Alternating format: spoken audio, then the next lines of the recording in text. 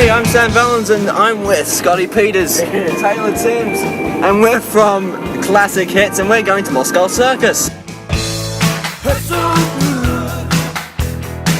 Come on, baby, make it hurt so good. Sometimes love don't feel like it should. Make it hurt so good.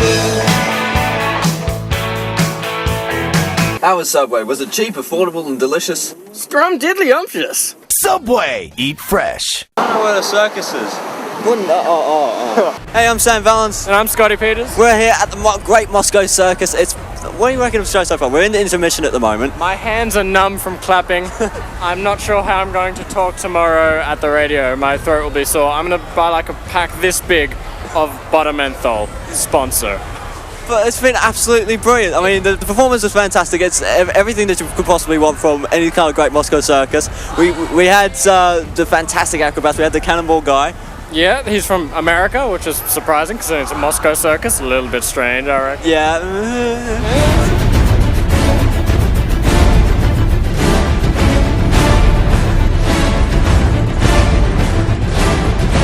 Okay, so statement. We just talked to Greg Hall, who is the general manager of the Great Moscow Circus. He's had so much to say.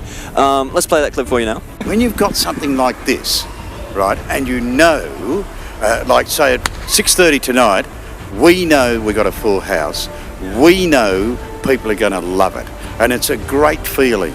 It's a great feeling to know that all the people who are walking in about 2 hours odd time, are just going to be walking out saying, well, wasn't that fantastic, you know? Let's say you go to a musical, well, you got 2 stars. You go to a concert, you got 1 star.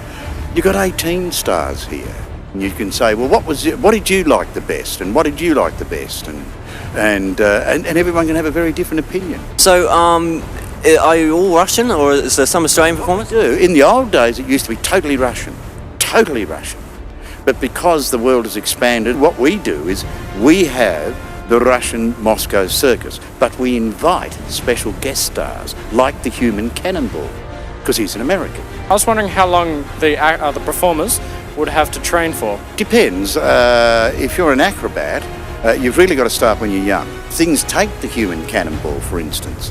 Now, he's only been doing that for 7 years, but the training he had to do, because you're catapulted out at 100 kilometres an hour, so you have to train to be catapulted, blasted out at 100 k's an hour. But not only that, then you've got to be able to control your flight, then you've got to land safely. Now that takes absolute training, and it takes another factor too, mental control, physical control, and the ability to do it, because there's only 6 in the world. If it was that easy, how many more do you think out of 7 billion people would be doing it? Another example is like the Globe of Death. 4 motorbike riders, 80 kilometres an hour in that confined space, missing each other by centimetres. Now, you could be the best motorbike rider in the world, but you mightn't be able to do that. Their concentration is such that it takes about 20 minutes for the mind to unwind at the end of the show, because you cannot blink, you cannot sneeze, you've got a tickle in the throat, your mind has to block all of that out, totally out, otherwise you're dead.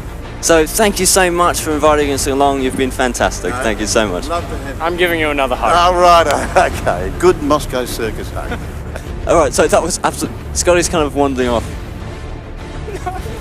I want to go back. I think that this is sort of a perfect recommendation for the Great Moscow Circus. It's, I mean, how can we describe it? You come on the weekend. You come. I may just be following this to Queensland. So Great Moscow Circus is here Saturday. We've got 3 performances on Saturday, 2 matinees and 1 night performance, and I think about the same on Sunday. So